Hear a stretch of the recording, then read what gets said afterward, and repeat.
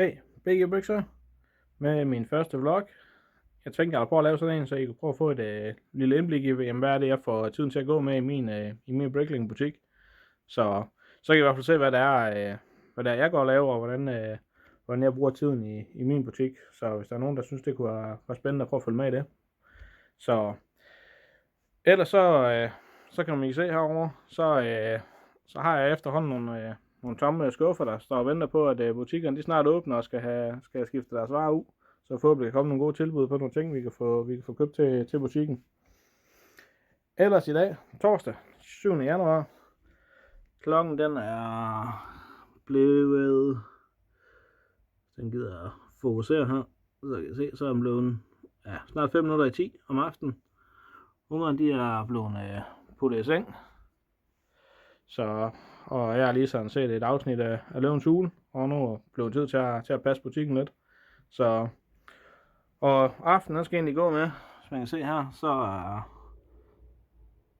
7. januar, der er kommet 2 ordre ind. En fra Østrig, ja, en fra Danmark, ja. En på 3 items, 2 lots, det er 3 minifigurer. Og så en på 838 items, fordelt på 74 lots, som er betalt og er klar til at blive pakket. Så det er egentlig det min aften den skal gå med i dag. Og så er der sådan en anden ting, jeg egentlig lige opdaget her i dag, hvis jeg kan gøre det samtidig med. Så kunne jeg lige se den sidste video, jeg fik sendt ud. Jeg ved ikke, om I kan se, at der er noget galt med den thumbnail, der oktober til september. Det giver ikke så meget mening. Der skulle have stået december, så det håber jeg også lige, at jeg får noget tid til at få rette her i dag. Men det er i hvert fald det aften i dag, den skal gå med her i butikken. Så fik vi pakket de 2 ordre, så er de klar til at blive sendt afsted i morgen. Der er noget så lige i mellemtiden, så nåede vi lige at få en mere ind. Der kom her en fra Frankrig, ja. 193 items, som vi så lige venter på at få betalt. Så det bliver først i morgen, den får lov at blive pakket. Så jeg tror, det var aftens gøremål i dag i butikken. Så det var sådan set det for i dag.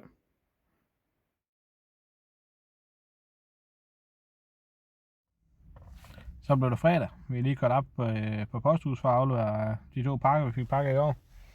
Den ligger der klar til at blive afleveret. Og det er inde i Føtex posthus er, så kan vi også lige kigge derinde, om de har et eller andet spændende på tilbud derinde. Der var ikke noget derinde desværre. Jeg håber snart kommer et eller andet, fordi jeg har nogle skuffer derhjemme, man trænger til at blive fyldt op. Men ikke noget i Føtex i dag. Så blev det fredag aften. Jeg har ikke været så meget i butikken her til aften. Det eneste vi sådan set lige har fået gjort, det var at pakke den ordre vi fik i går til Frankrig. Den er pakket og klar nu til at komme afsted. Ellers så der lige er sket, det er, at vi har lige fået en lille ordre ind fra, hvis den gider fokusere på, fra Slovakiet, eller Slovenien tror jeg det er, Slovenien. Der er kommet ind her i dag på 16 items. Det er 16 minifigurer, der er blevet bestilt. Så den venter jeg jo lige på, at den bliver betalt. Men det bliver i morgen. Den bliver gjort klar så. Men ellers så sker der ikke så meget i butikken i dag. Jeg tror bare, det var fyraftens tid.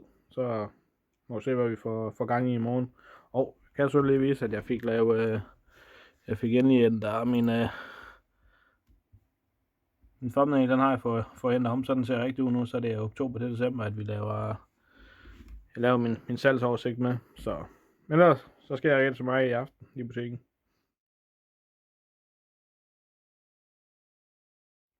Så blev det lørdag aften. Der er ikke rigtig sket det helt vildt i butikken i dag. Der er ikke kommet nogen ordre ind i dag. Så det meste af aftenen, det kommer egentlig bare til at stå på stille og roligt med at sidde og se noget fodbold i stedet for. Så der er har lige et par minifigurer, der lige skal lægges ind i butikken. Men ellers så er der ikke så meget i butik i dag. Der er weekend. Så det er det lørdag kommer til at stå på.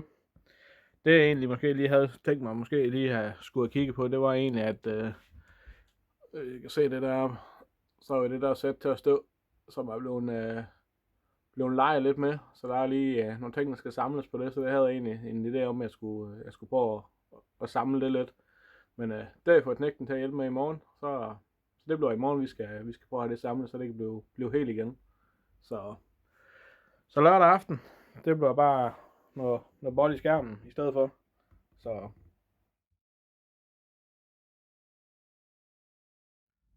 er vi lige kommet en tur i Føtex igen. Det er blevet en søndag sidst på eftermiddagen. Så alle pakkerne her for weekenden, de skal lige afleveres inde på posthuset derinde. Så der er lige kommet en enkelt ind i dag, som lige skulle med. Så det er søndagens første opgave i butikken. Så blev det søndag aften. Jeg havde egentlig ikke tænkt, at jeg skulle det helt vildt i butikken i aften. Så jeg kom hjem med de her 2-3 pakker her fra Føtex af i dag. Det var det, jeg lige kunne finde, der måske var værd at købe derinde. De havde dem til 19 kroner derinde, og de deler ud til omkring 76 kroner. Så må man se, om alle de der forskellige dutter der, det er nogen, der gider at købe nogle af dem. Så jeg har egentlig godt haft nogle flere derinde. Jeg havde egentlig først taget 5 pakker, men så da jeg kom op til kassen og skulle betale, så fik jeg egentlig at vide, at der var kun 3. Man kunne kun tage 3 på det tilbud til 19 kroner. Så var det fuld pris for resten.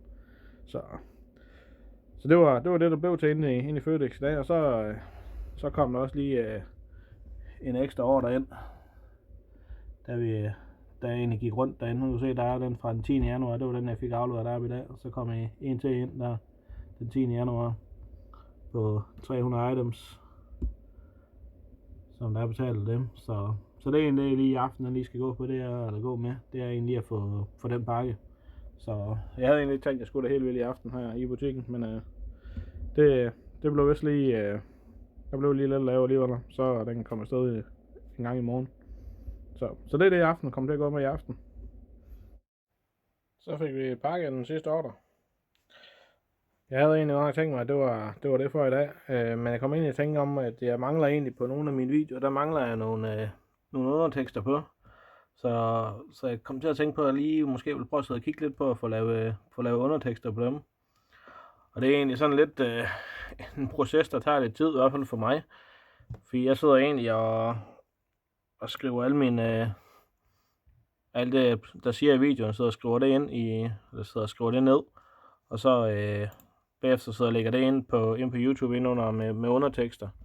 Jeg har prøvet at bruge Google Docs, så jeg kunne optage det, og så på den måde få teksten optaget, så den automatisk genererer teksten. Men jeg synes ikke rigtigt, at jeg kan få til at virke, som jeg gerne vil. Den skriver ikke rigtigt det der bliver sagt, så det er en hård måde. Så skrive ind, så selv sidder og hører videoen, og så sidder og skriver det ind. Og så kan jeg se herovre efter de her par ordre, der er kommet de sidste par dage, jamen, der blev endnu flere tomme skuffer, der bare står og venter på at blive fyldt noget i. Så vi må håbe, at også snart får fat i noget mere, så vi kan få fyldt skufferne op igen. Men tænker lige at sidde og rode lidt med nogle undertekster, og så tror jeg vist også, vi kalder det en dag.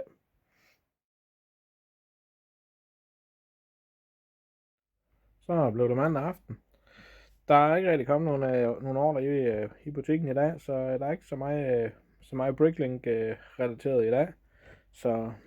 Men som jeg nok kan se, så har jeg ikke rigtig min eksterne skærm, den har ikke rigtig fået koblet til nu, for jeg har fået en ny computer, og der er ikke rigtig VGA-udgang i. Men jeg var lige oppe og hente i dag, så jeg kunne få koblet den til. Og vi fik sådan et stik, hvor det går fra HDMI over til VGA, så jeg endelig kan få den skærm koblet til igen. Og så blev det også der for USB-port, så der har jeg også fået sådan en, hvor jeg har nogle ekstra USB-port i.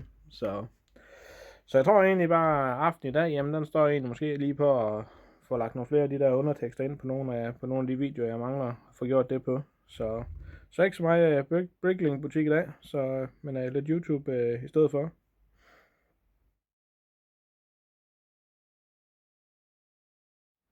Så blev det tirsdag aften.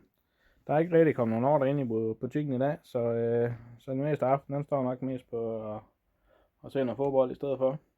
Jeg var lige en tur forbi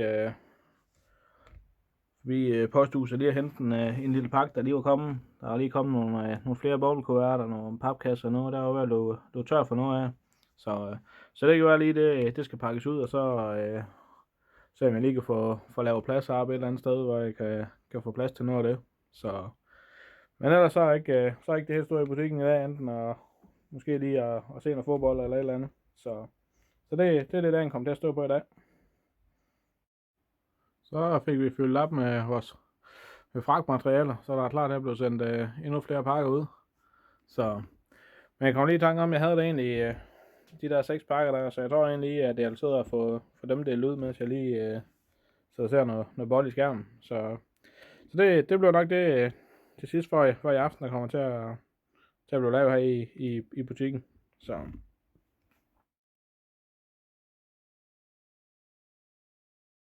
Så blev det onsdag aften.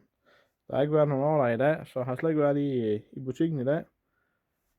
Men jeg fik delt dem her op i går. De der små dots der. Så jeg har ikke fået dem tilføjet i butikken endnu, så det tænker jeg lige skal have gjort i morgen.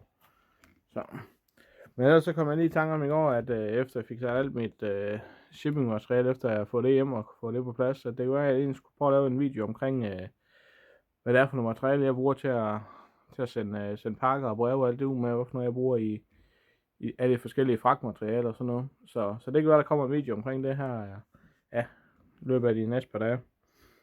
Men ellers, det kan ikke ske noget i butikken i dag, så meget stille og roligt der på kontoret. Men nu må vi se, om der sker noget i næste uge, og nu fik vi at vide i dag, at butikkerne, de lukker ikke op, eller i hvert fald mange af butikkerne lukker ikke op i næste stykke tid, og er stadigvæk lukket. Så nu må vi se, hvornår vi får noget materiale, eller noget sæt hjem, så vi kan begynde at få fyldt op i nogle af de tomme skuffer, vi har. Men ellers ikke rigtig noget i butikken i dag, så må vi se, hvad der sker igen om der sker noget spændende i næste uge. Men ellers husk nu at abonnere på kanalen, der hvis det er I vil følge med i, hvad der sker fremover. Og så synes I godt om den her vlog her, jamen så tryk da lige på like-knappen. Ellers så ses vi bare i den næste video.